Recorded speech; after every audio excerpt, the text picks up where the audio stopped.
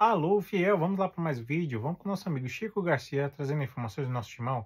Hoje ele vem falar sobre lesão confirmada do nosso timão para esse final de semana, jogo contra o Ceará. Teremos muitos desfalques e ainda mais, Fabinho Soldado ainda, né, com a corda pelo pescoço, ainda sempre podendo ser mandado embora a qualquer momento. Segue o vídeo aí, não deixe de se inscrever, deixe seu like aí para fortalecer o meu trabalho. Vamos lá para mais um vídeo? Segue aí.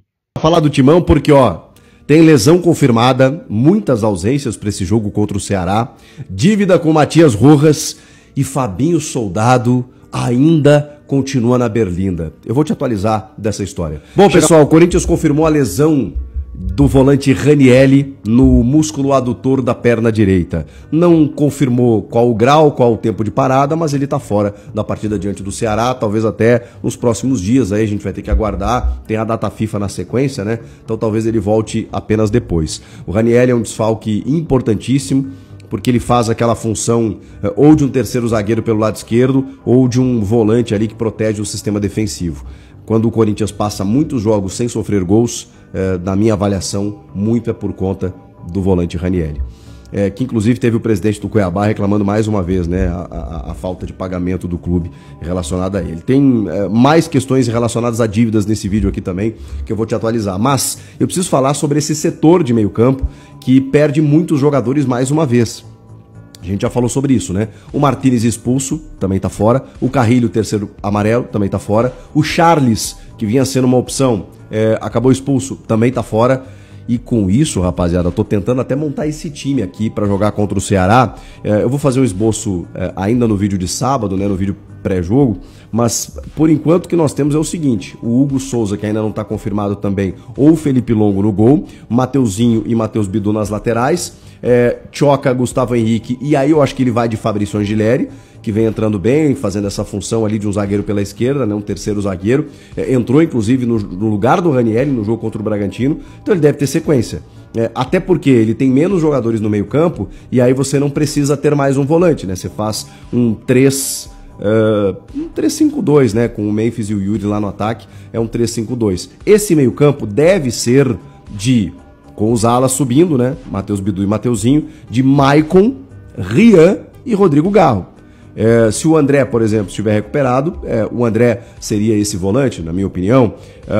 Não vejo outra opção ali no meio de campo para poder fazer esse setor. O que ele pode fazer também é daqui a pouco colocar o Guinegão e o Memphis recuar para armar o jogo junto com o Garro. Só que aí ele deixa só o Maicon na marcação.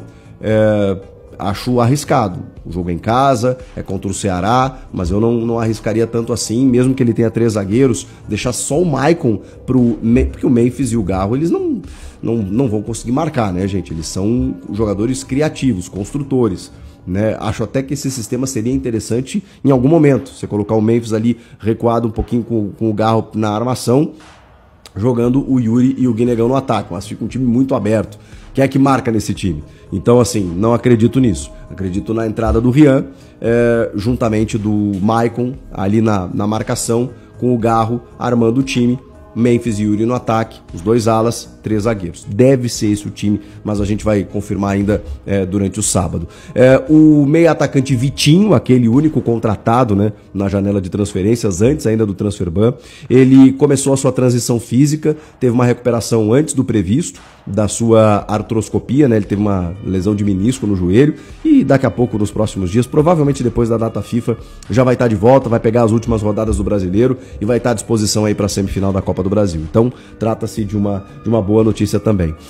Eu preciso falar sobre a dívida com o Matias Rojas, né? Porque estourou o prazo para o Corinthians pagar os cerca de 41 milhões de reais que o Corinthians deve ao jogador, que acionou o clube na Corte Arbitral do Esporte. O Corinthians foi condenado, não cabe mais recurso, tem que pagar. Se não pagar, pode gerar transferban, mas esse transferban, como é uma dívida, digamos, unilateral, né? Ela não envolve um clube, ela envolve os direitos do atleta que hoje joga no Portland, lá da Major League Soccer. As informações, até estava olhando no GE, que o Rojas ele não vai acionar o transferban porque ele e o seu staff entendem que podem conseguir um acordo amigável. Ele já aceitou receber esse valor parcelado, né? Mais de 40 milhões de reais. Por conta de uma cagada, né? Num não pagamento de direito de imagem que era cerca de 8 milhões. e o Corinthians conseguiu colocar num contrato que se não pagasse tal dia, pagaria o contrato inteiro. E não pagou. Então, é impressionante, cara, como o Corinthians... Não é difícil de explicar a dívida chegando em quase 3 bi, né? É muito erro de gestão, pelo amor de Deus. Mas tem que pagar, mesmo de maneira parcelada, o jogador já entendeu isso e até pela resolução de uma forma amigável não vai acionar o transfer ban, pelo menos por enquanto. O Corinthians já tem um, que é o do Félix Torres, poderia ter outro agora, mas vai ter que pagar de alguma forma. Porque se ele começar a atrasar de novo também, aí o jogador vai perder a paciência, vai lá e vai dizer, não, ó, quer saber? Já que eu não vou receber mesmo, transfer ban nos caras. E aí é mais janelas sem poder contratar jogador até que se pague tudo. Que loucura, hein? Muita coisa acontecendo e a gente, enfim, né? Só porque esgotou o prazo, né? Estourou o prazo, que eu vim atualizar vocês dessa situação. O Fabinho Soldado, cara, ele merece também um capítulo porque é impressionante, né? Ele concedeu entrevista para o André Hernan no dia de hoje e aquela reunião do CORE, que vazou a ata, né, da reunião, dizendo que o Corinthians ia pedir para o Memphis sair do hotel de luxo onde ele mora por conta dos custos, né, mensais de R$250 mil, que é uma pechincha, tá? Porque a diária da suíte onde ele mora é 70 mil. Só que no mês os caras cobram 250. Pois é. Mas, e aí depois tem uma informação de que partiu do Memphis até essa possibilidade dele, enfim, não onerar o clube com esse custo. Que loucura, cara, que loucura.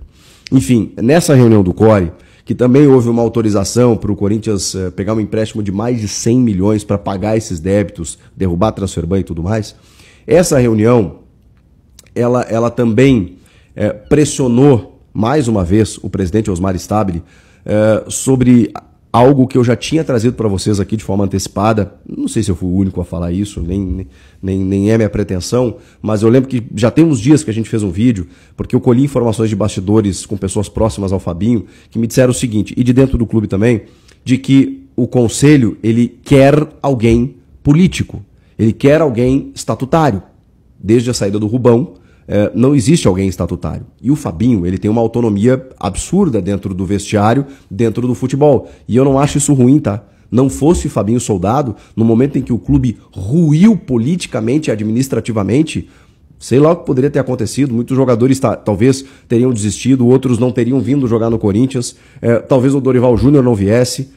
Então, ele apagou muito incêndio, cara. Muito incêndio. E é por isso que o Osmar Stabile não demite o Fabinho Soldado e não vai fazer isso. Pelo menos é a informação que eu tenho, tá? Pode ser que, sei lá, chegue no final do ano, a pressão seja grande a ponto dele trocar, mas ele não vai fazer isso porque o Stabile não entende de futebol, não entende de bola. Não é um cara que consegue estar lá no dia a dia para comandar o futebol. Se não tivesse o Fabinho Soldado, ele ia ter que pegar um cara que, sabe-se lá, qual capacidade teria para administrar um vestiário com, cara, tamanha representatividade como é o do Corinthians nesse momento.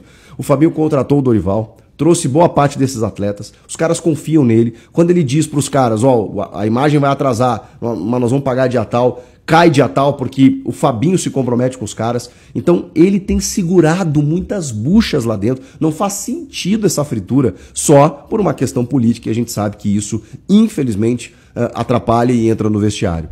O Fabinho deu entrevista para o Hernan, disse que não pretende sair, que obviamente tem algumas questões ali que, enfim, acontecem, mas que ele é muito tranquilo. Se ele achar que ele está atrapalhando, ele vai ser o primeiro a ir embora, mas ele entende que pode fazer um trabalho ainda até o fim de 26, cumprindo o contrato dele, que é quando termina a gestão do Stabile, né, e aí tem outra eleição, mas por enquanto ele nada afeta ele tem a confiança do presidente, eles criaram uma relação também, porque ele foi contratado pelo Augusto Melo, né? Mas hoje ele criou uma relação com o Stabile.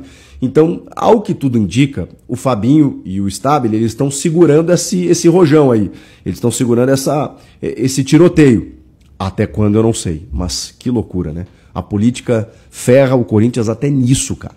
Os caras querem derrubar o cara que conseguiu segurar muitas coisas lá dentro em meio a todo o caos que aconteceu durante essa temporada. O que vocês acham de tudo isso, hein? Comenta aqui, inscreva-se no canal e eu volto na próxima.